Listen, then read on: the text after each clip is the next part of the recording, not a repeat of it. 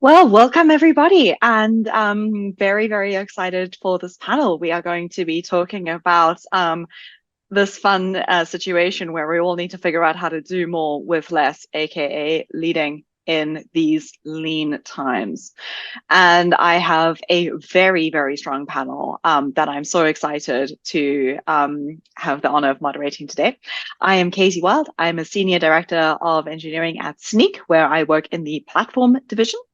And Sneak is the cybersecurity sort of company where we would like you all to please check that you are not pushing bombs into your code and so on. I'm going to let my fellow panelists introduce themselves and then we will kick off. Smriti, over to you. Hey everybody, I'm Smriti Patel, VP of Engineering at Apollo Graph, and we're building a platform for the platform developers of the world in this SOA world. And Kitty, back to you, or do I pick who's next? Perfect. We can pick Tremel. Let's have you introduce yourselves next.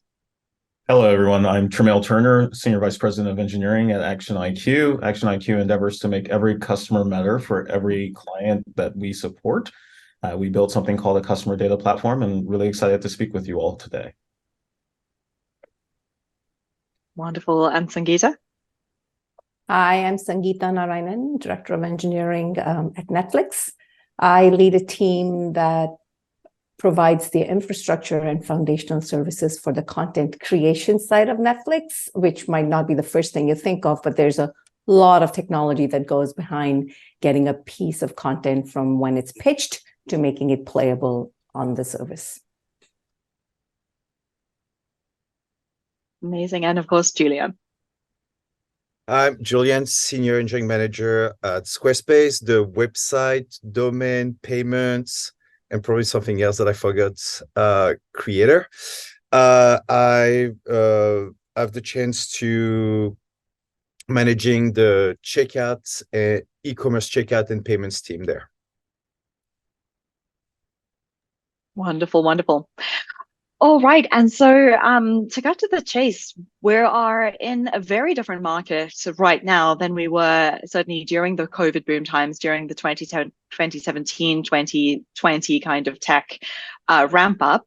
And, many of you are facing the situation where you are leading your teams and there's this idea that we need to do more with less. You might have faced layoffs, you might have faced budget cuts, profit margins are a lot similar. And so what we're going to be talking about first is, how do you handle, to my fellow panelists, how do you handle these sorts of requests, expectations, messages in these times where you're needing to do more with less in some way? Like, is that, first of all, is that possible, Yeah, perhaps Smriti, I'll kick it off with you. And Yes, so I think yeah, can you hear me? Okay. I think when I think about hypergrowth, where hypergrowth was all about saying yes, these times are all about what we're saying no to intentionally and strategically. And with that, the question is, how can we drive the most leverage for the business?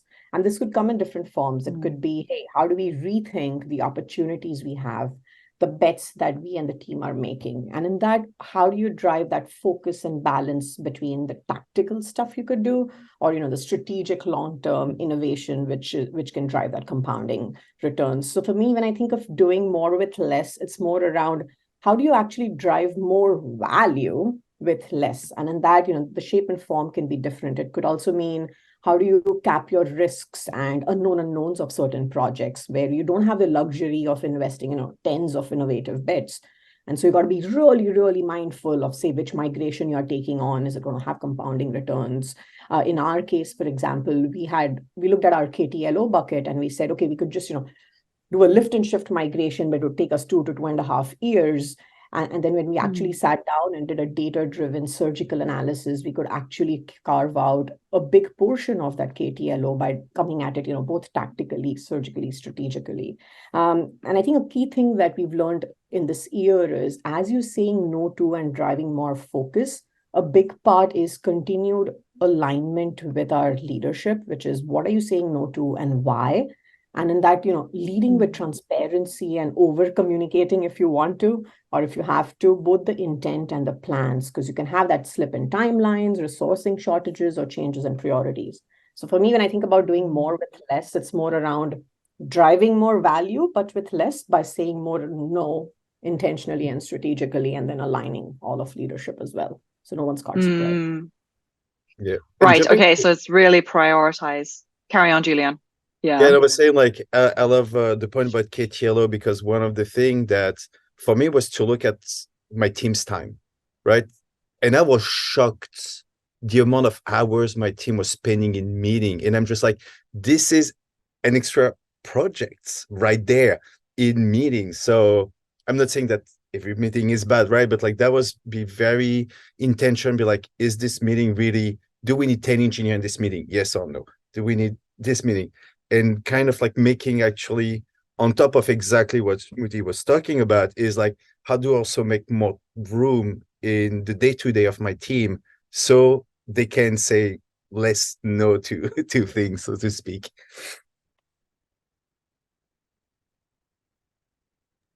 Absolutely. Absolutely. And I know there was that I think it was Shopify just went and cancelled all recurring meetings. So you're certainly not alone there, Julian. Tramal, what is your take on, I mean, you're an SVP, so I feel like you might be a big do more with less proponent, but I might be being unfair on you. No, you'd be being quite fair. And I think one of the things that I encourage all engineering leaders to remember is that they're also business leaders. And these opportunities are occasions where we get a chance to really lean into those other skills that maybe have atrophied a bit as we were previously focusing on R&D or previously focusing on building features at a rapid pace. Right now, the focus is on efficiency and on making sure that we have appropriate platform margins and that the businesses can remain sustainable. And of course, you don't forget about all of the other things that are important, that you must remain adaptable, agile, that you must be responsible stewards of the organizations that you have and concern yourself about the well-being of your people. All of those things still matter, but if the people that you're caring for don't have an organization to return to, well, that probably matters even that much more greatly. And so being an increasingly great steward of the finances of your organization is going to be pivotal.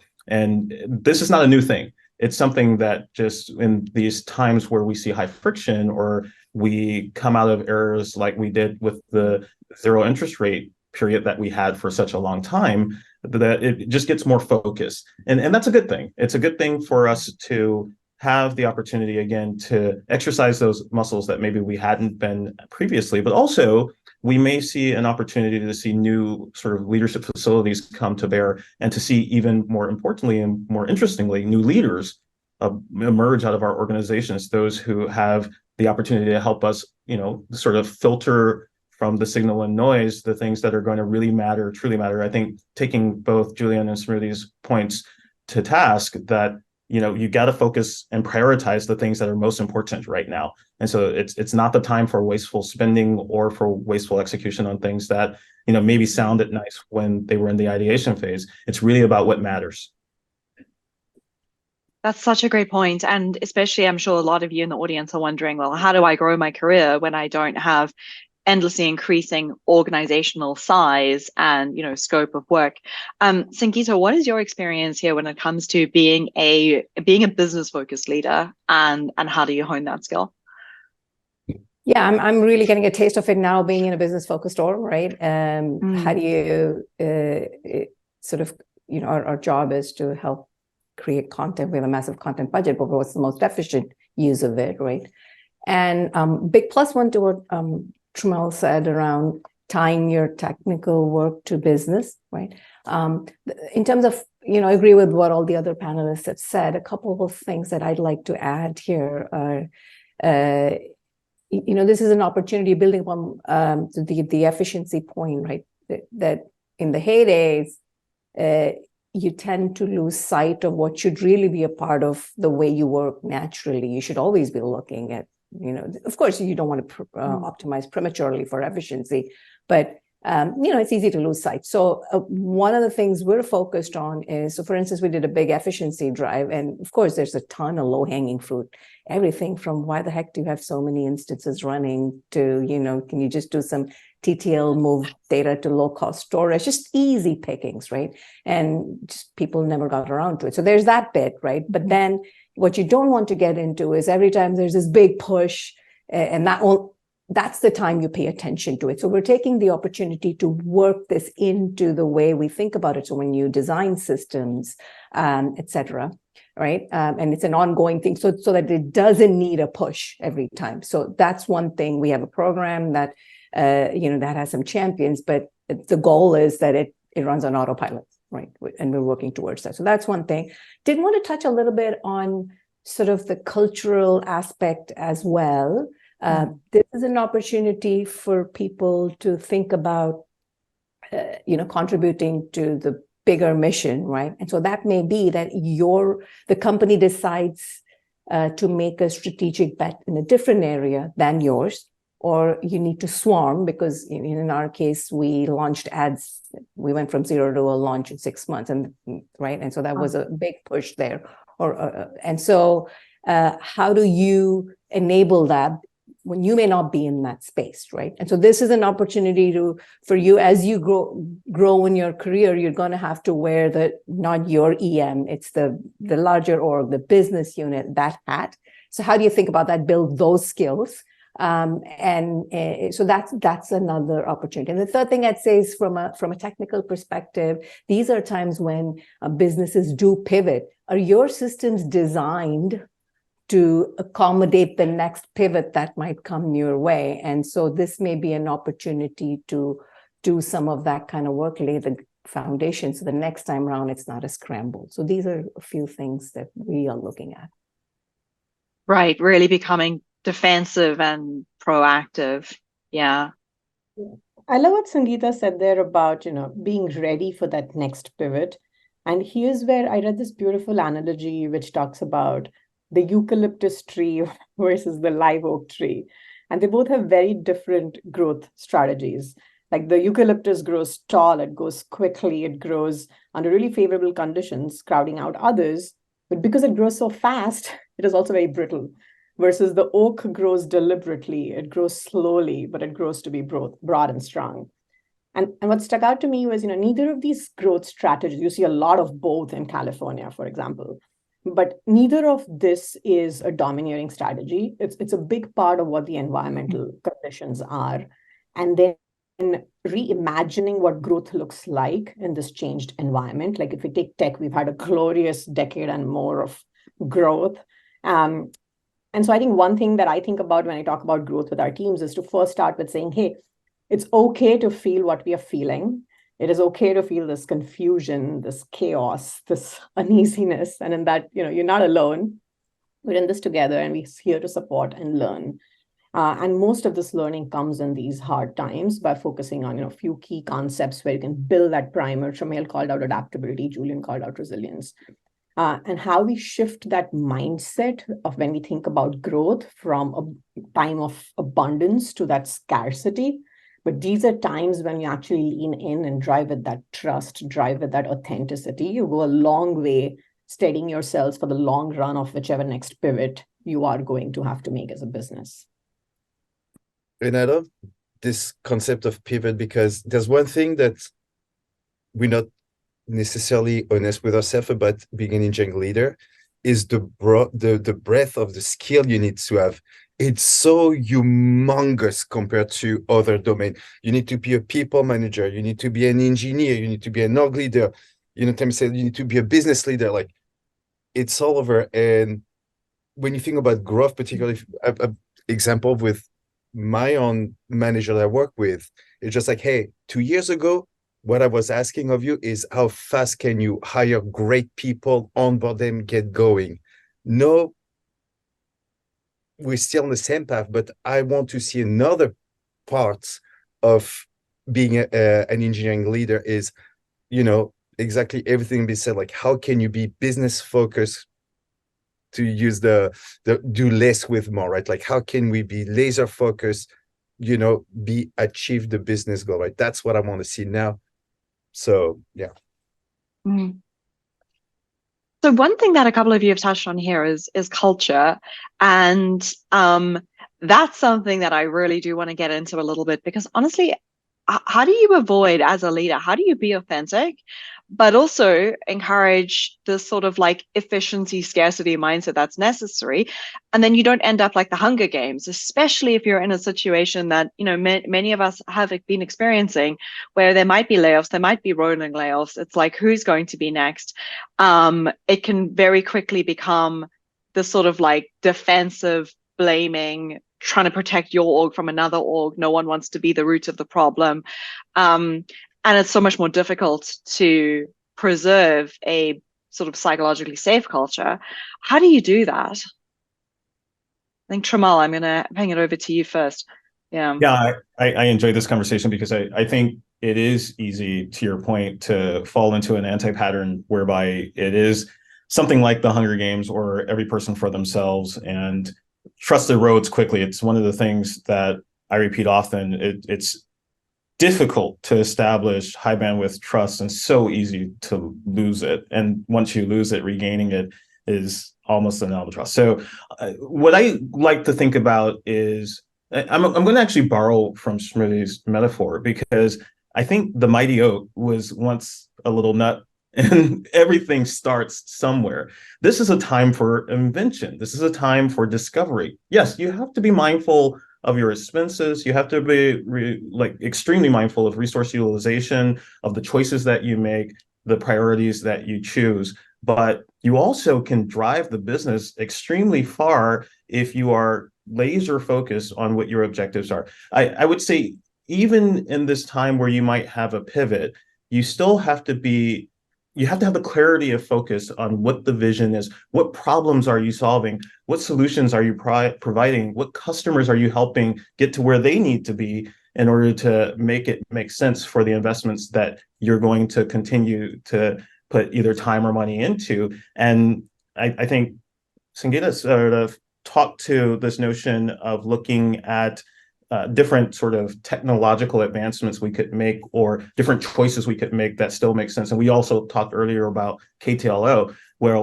again, when you're trying to make those choices and you're trying to help the business be more efficient in its utilization of capital, you can invent and create things that will be durable beyond sort of these high friction points. So it can start off sounding extremely negative because, oh, you can't spend as much money. Oh, we might have to do a reduction in force. Oh, we got to stop doing this really interesting thing that we were going to build with these, ML models or whatever the flavor of the month cool technical innovation might be. But you can still be innovative, you can still be creative, and you can still invest in the growth of people, and you should, because if you don't, there are many organizations that will realize that this is a time for invention, and they will take those people, because the people that you have will be attracted to builders who are creative in these times of extreme need. I think the last point I'll make is, in many cycles, for those of us who are old enough, and hopefully I look a lot younger than my age actually betrays very young.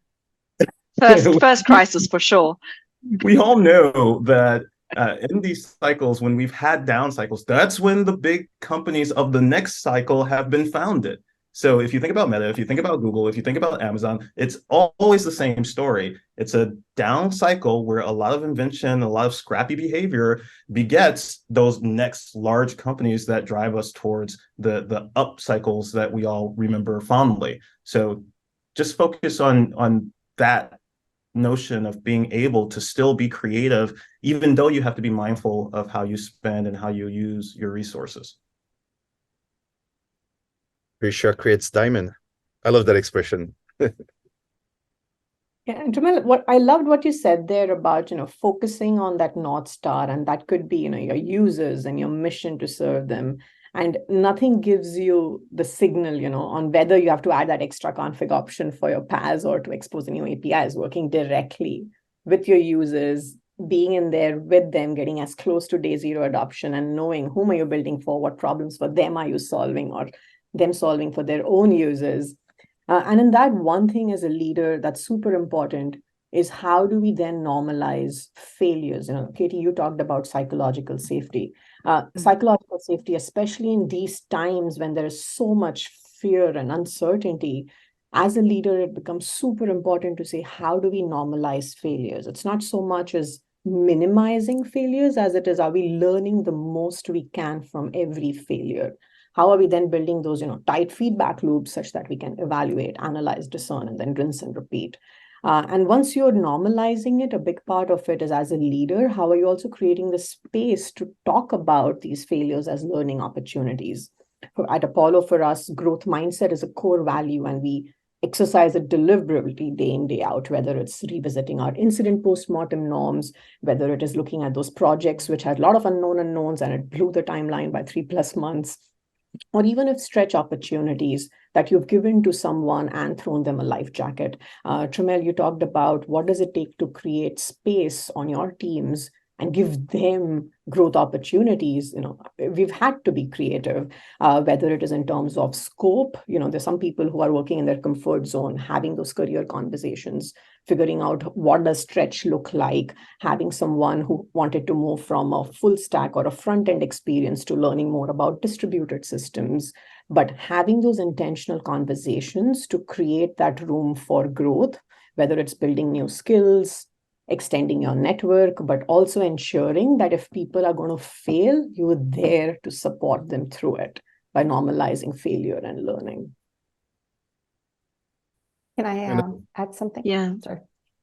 So coming at it from a slightly different perspective, you talked about sort of, what can we do when maybe people perceive growth for one, possibly coming at the cost of another, right? And one thing that I strongly believe in is transparency to the extent possible, right?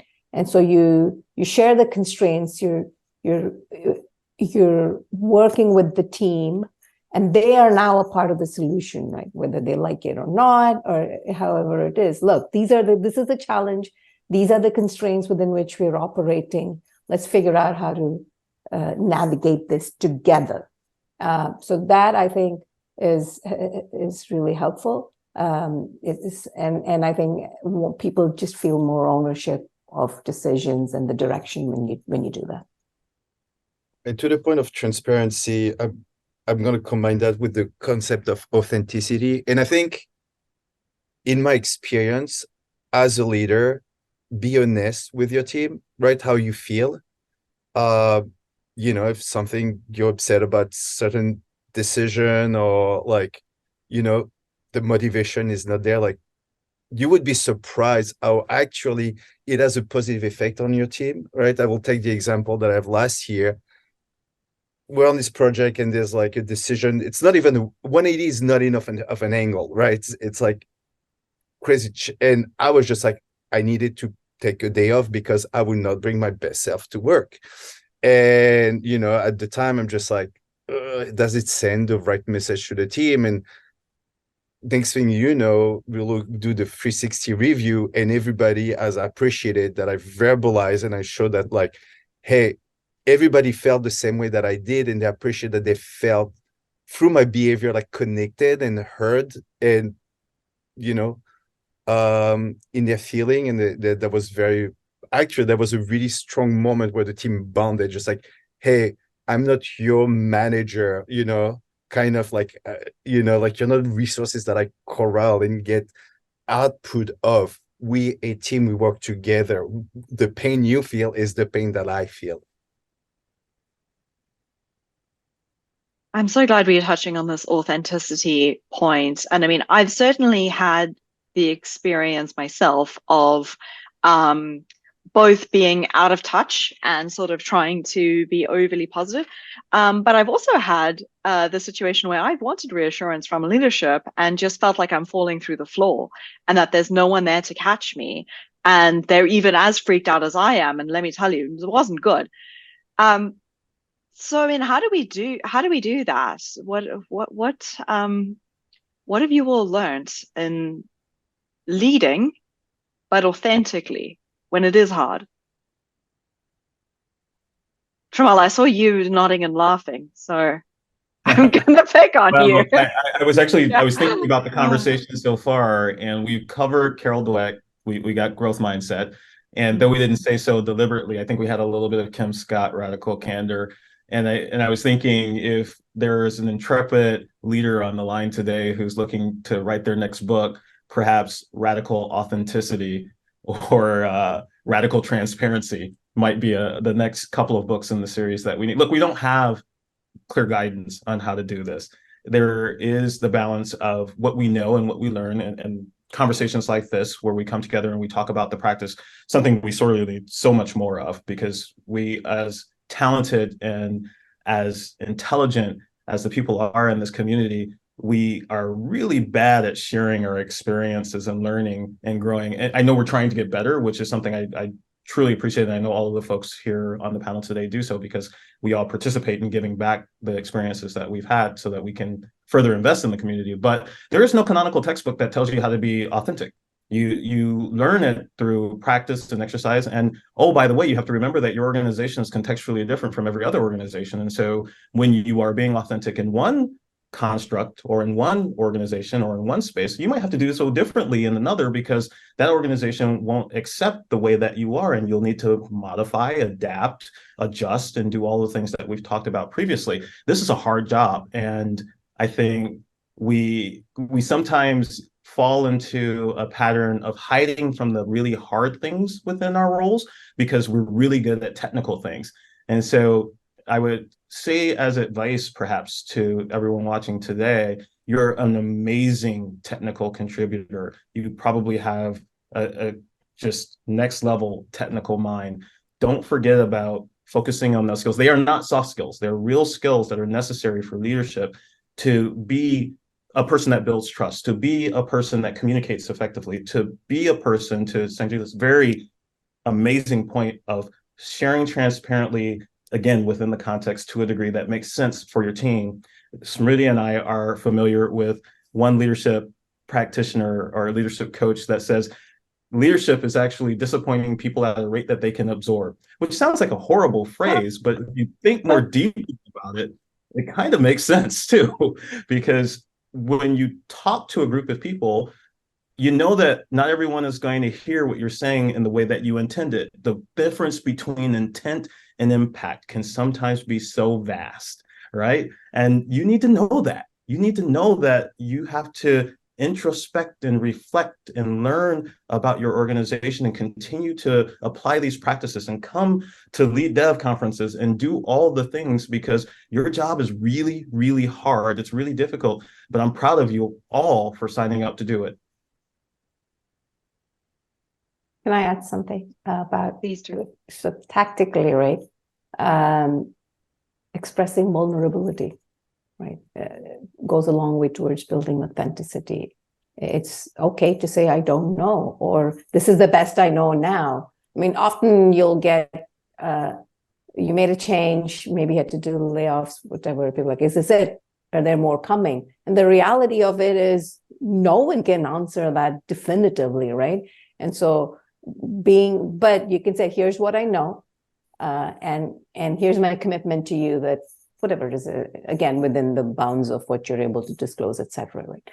Likewise, I think even just before you're in sort of a situation like this, building up to, this goes into transparency and vulnerability. Here's what I'm going through, as some of you alluded to. Here are areas that I'm working on. Right, so just expressing in other ways that you have areas to work on, you have your own challenges, and sharing that makes people feel like there's you're genuine, you're sharing what you're going through. So I found that helps. I certainly appreciate hearing from my leadership.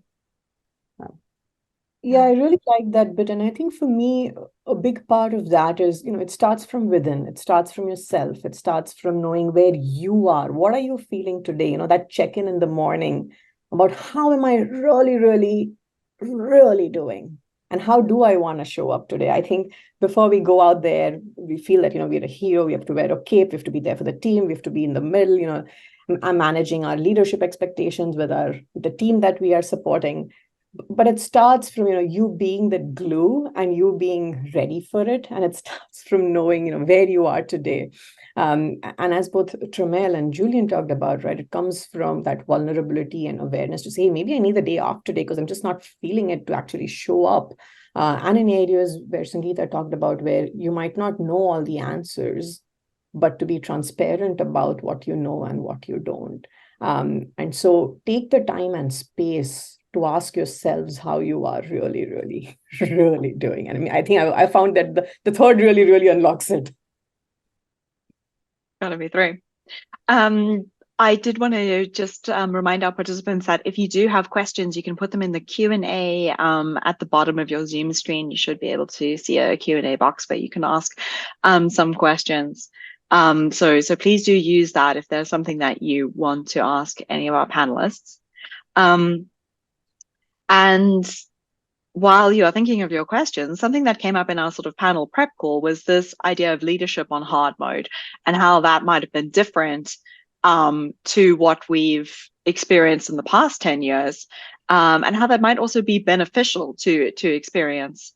Yeah, Julian, I see you enthusiastically nodding there, so I'll put the link in the chat and hand over to you. Yeah. No, I love the analogy of leadership in hard mode. I usually I always use video game analogy. Sorry, I like playing video game. I'm a child a little bit in that regard, but it tells a lot of things, right? And I think when I heard that, I didn't think about the analogy until we have the prep call, and just it makes so much sense. And for those of you who know a bit video game, I thought about those soul game, those games that are on purpose extremely hard. And you cannot just waltz around, squander your resources, and just go to your boss battle. Just yeah, I'm just gonna do it because the game wants me to go to the next level. The game doesn't want you to be good at it, right? So, and it's exactly that, right? So you have to develop strategy on skills that, surprisingly enough, transpose very well into other game, right? And what I love about that, coming back to reality, if you allow me, of leadership is just I've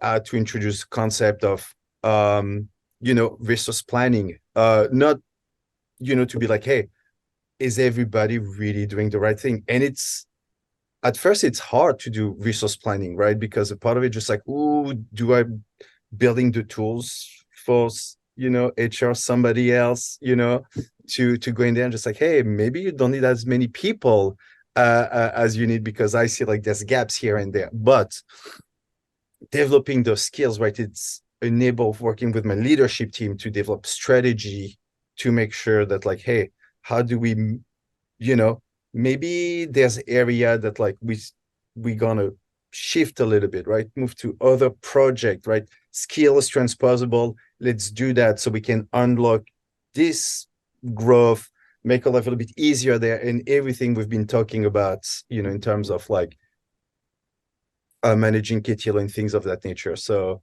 that's I love a little bit. And what I would say is something that I learned is, as a leader, don't be reticent of new way of doing things, right? Because it's not an indictment of that you've been doing not a good job, or it's a lack of skill that you were having in the past. It's just you're playing in hard mode, and you need to develop different strategy and tools and approach to the way you've been looking at at your role.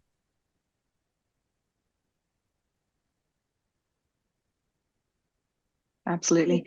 Smriti, yeah. Yeah, when I think about hard mode, I think one thing that has been very different this year is when our approach to hiring. I think hiring and hyper growth looked very different than hiring in these times, assuming you're even hiring, or, whether it's a backfill or a net new because the company's decided to pivot and you've done your gap analysis on the team and you're like, okay, I can do my comfort and I can do my stretch. But even then, to accommodate the problems in the coming 12 to 24 months, there's a skill set gap that you just may not be able to fill within. And then you're out in the market trying to hire. In the current market, the cost of a mishire is very, very, very high, because the opportunity cost both of ramping up such a hire to also, the time and the opportunity of not having done the business value in that period is high. So a big part of that hard mode is also how you are intentionally thinking about building your team with complementary skill set for the new times. What shaped staff I see do you now want in this moving world? Do you actually want a domain expert, or do you want a tech lead shaped persona? That intent and rigor and that being deliberate in hiring also needs to be revisited. So for us, a big part was that switch within hiring and supporting teams, and seeing that now the cost of a mishire is very, very high. Not that it was ever not high, but you could accommodate that because you were hiring by the dozens. So that engine was in place in many companies because of the rifts. Even the talent acquisition team has had to downsize. And in that world, so you want to be good stewards, like Tramail called out, even of your other complementary functions to engineering, whether your talent team or your people team. And so I think one thing I'd especially call out is your approach to hiring in these hard times. Do take a look at some of those systems, some of those methodologies, and your own team composition as you're moving into the current world. Yeah, I think we've been referencing either directly or indirectly a lot of texts that are out there. And so I'll introduce another one. Kosis and Posner have a text called the Leadership Challenge. And the 5 practices, I'm not going to pretend like I remember them. I actually brought them up here so I wouldn't repeat them incorrectly, are model the way, inspire a shared vision, challenge the process, enable others to act, and encourage the heart. And I think a lot of the things that we've been talking about speak to those practices that as leaders, we sort of, and Julian said this quite eloquently, I think, that we sort of set the tone, we set the environment, and we make the framing for others to follow, whether we are in good times or in bad times, whether we're in peacetime or wartime, whatever sort of analogy you want to use. That vision point we've returned to several times, and making sure that there's clarity of vision and purpose. Every individual, be they a leader of people or an individual contributor or just a leader in general who shows up purposefully, has that notion of mastery, autonomy, and purpose that we all seek. And enabling others to act, I think, speaks for itself, that we want to create those environments by which folks can do, hopefully, some of the best work of their careers. I mean, hopefully we are setting ourselves and our teams up to be inspired and to find fulfillment in what they're attempting to do every day. And I think that encouraging the heart, enabling others to act, sort of interweave for me, that you want to really find out what true motivation exists. And Smriti's very good point of every hire being absolutely essential and critical, and those potential misfires you might make, which is a real thing to consider and a real thing to think about, being ultimately very damaging in these situations, because you don't know what your budget's going to look like in the next quarter. And so you want to try to invest in your people in a way that makes sense, obviously, but also in a way that supports the continued development of, if you're in an efficiency model or if you're in a growth model, whatever, again, the case may be. I think that these points and these frameworks remain relevant. And my final thought here is, I like to think about systems quite a bit. And I love how we started this part of the discussion. I was in a video game company for 9 years, little game company called Nintendo that I'm sure that no one's ever heard of.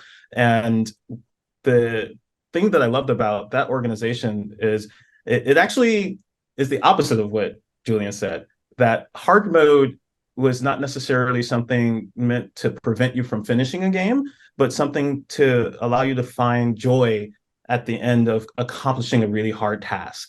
And the ultimate goal of that organization, the North Star of Nintendo with its so-called Blue Ocean strategy, was to put a smile on everyone's face. And I think if we just had a little bit more of that precept and notion as we're thinking about these tough times and the hard tasks ahead of us, that it does give a little bit of clarity towards what we're really trying to do here. We're just trying to make everybody happy. We're trying to build businesses. We're trying to accomplish really challenging and exciting goals. We're trying to be thoughtful and purposeful. We're trying to master our craft. We're trying to find that purpose and deliver against it. So those are just some thoughts.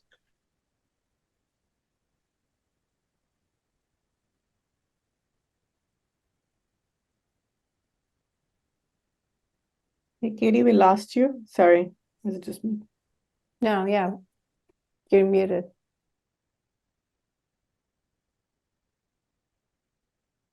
Katie will return to us shortly, folks. Don't worry. And while we're waiting. I think one thing to add there is, if there was ever a time to build diverse teams, it absolutely is now. So shameless plug, be in the long game of sourcing and developing talent, because you're not hiring by the troves and have a hiring quota to fill. You're truly picking those right individuals who will build that diverse complementary skill set. So please take this time to build your recall list of folks you tap into when an opportunity does show up to build diverse, equitable teams as well. That is such a good point. And yeah, it's easier to do it when you're able to sort of handpick. I was just live role modeling vulnerability by showing headphone failures in webinars. So we do have one question in the chat that in our last 2 minutes, I'm going to turn over to Sangeeta. Have you ever been in a situation where there was an org change without a lot of clarity on what that change actually is, and what have you done with that? And of course, Sangeeta, Netflix is very much known for the radical extreme ownership. So I feel like if there's any org that might pull such a stunt and have you all figure it out well, I mean, maybe that would be you. So what might you advise? Yeah, sure. Interestingly enough,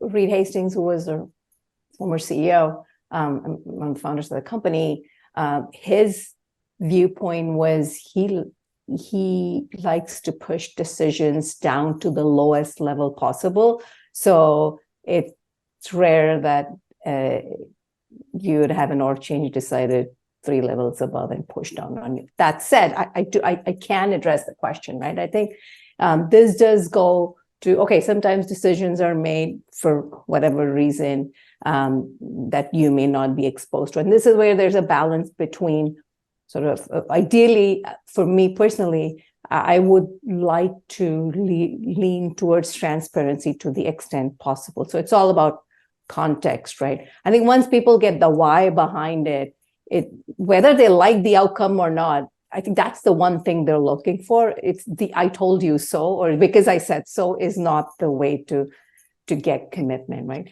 So there's that bit. Then there is sort of bringing people along on the journey. And there's a spectrum, and I think there's great literature out there on how, with terminology, on how there are people who just, there's one end of it where people are, okay, this is what it is, let's just get on with it, to the other end of the spectrum where they just need more time. And so recognizing that and handling that differently, there's the bell curve. You need to figure out where you're spending your cycles, and at what point there's some folks who are just not going to be able to come along. And when do you call it, like when you feel like you've done your bit? So there's bringing people along, there's understanding the context, sharing it to the extent possible, bringing people along. And I've had the most success in cases where, now this doesn't always work, even in my own case, as I've moved orgs and teams, you do have to have a feel for the pulse of the org, right? But I've had cases where I merged my team into one with that. I was like 25, or I had 25 people or something, and then we were merging into a team of 125, and we had the scaffolding, right? And said, okay, here are the principles. Oh, that's the other thing, being very clear about the principles that are being used. So you take the emotion out of it, right? Here's the framework, here are the principles. And then we said, okay, here's the scaffolding. If you're interested, we're looking for working groups to go flesh out the next level of detail. Would you like to be a part of it? And there were a ton of people who signed up, and it was great because, otherwise then you get the perspective of the person holding the pager or the ones bringing up points of view that you may not be privy to or exposed to on a day-to-day basis. So that's the other thing. So being principles-based, sharing context, bringing people along, and then helping build ownership and being open to sort of doing a check-in, right? How are things going? And this is our going in position, and we'll, make minor adjustments as needed. Absolutely. All right. Well, I know we could carry on for quite a while, and we are at time. So I'm going to wrap up the panel now. Thank you so much for joining me. This has been an absolutely lovely conversation. We will hang around a little bit in the Slack channel. There is another question that we'll answer, and if you have anything else to ask. But Sangeeta, Tromal, Julian, Smruti, it has been an absolute pleasure, and I very much enjoyed this. Thank you all so much.